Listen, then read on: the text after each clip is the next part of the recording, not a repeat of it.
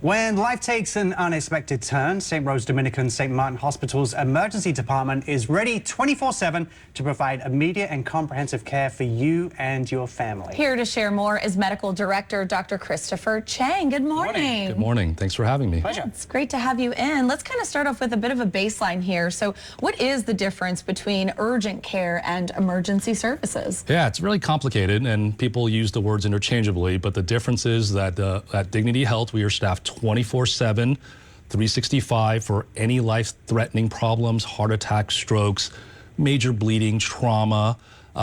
If you have something that you want to see your doctor for, but they're closed or too busy, we think that's appropriate for urgent care.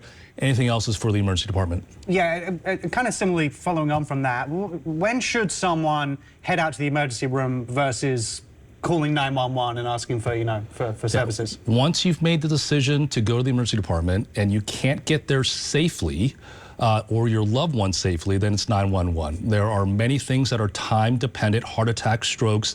Time is muscle, time is brain, and the faster you get there, the faster we can treat you and the faster we can make you better. Right. Now, this might seem a bit of an obvious question, but why is it really so important to have access to emergency services really close to home?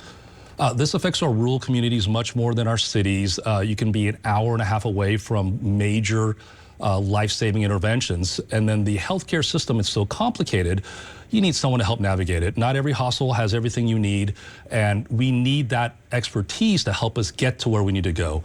Again, time is critical for trauma, for sepsis, for heart attacks and strokes. The faster you see an expert, the faster you can get better. I feel like we're just bombarding you with our questions this morning. Next one for you, Doctor. Flu season. We're here right now. It's the time of year when everyone's gathering inside again, holiday gatherings, and flu's prevalent again. What type of symptoms should people be looking out for? And are there any new variants this year that aren't contained with the flu vaccine? The flu this year is elevating now, so we're seeing bigger and bigger, but the virulence isn't that bad, so people aren't getting very sick. It's the same symptoms. It's fevers, chills, nausea, vomiting, cough, runny nose, sore throats, muscle aches, fatigue. The man flu is prevalent everywhere. We see this much more than anywhere else. The variability is difficult, meaning kids will get different symptoms than adults. So we see this huge range, and it doesn't quite make sense, but the viruses affect people differently. And all of those can be the same virus. Yeah. Right. How can we sort of protect ourselves or prepare ourselves and our families during this kind of season? Yeah, and this is where we get a little bit difficult. There's nothing eliminates it, but they all decrease the risk. So we talk about the flu shot helps eliminate severe disease, severe hospitalizations, very, very sick people, transmission, meaning a lot of times you get the flu shot not for yourself, but for your grandma or your grandpa or your baby that might get sick. Washing hands is not perfect, but that has been beneficial. We make our 5-year-old and 3-year-old wash their hands the second they come home, take off their shoes before they eat their food, covering your mouth for a cough or a sneeze. Isolation when you're sick. The most contagious you are is when you have a fever.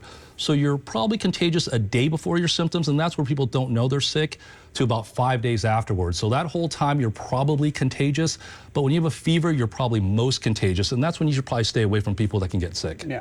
Another thing obviously associated with the emergency room and 24/7 care, and you mentioned it earlier, the heart attacks. It's something that obviously, is very concerning for people. Chest pains is one of those signs that people lean towards, and some people kind of offer as indigestion or whatever. But what other symptoms or signs should people be looking out for before making that call or that journey to the emergency room? The classic symptoms, the elephant sitting in your chest, going to your left chest or your jaw, only happens in about 1/3 of patients. 2/3, the vast majority of people with heart attacks have atypical symptoms: shortness of breath, nausea, sweating, indigestion, fatigue, lightheadedness.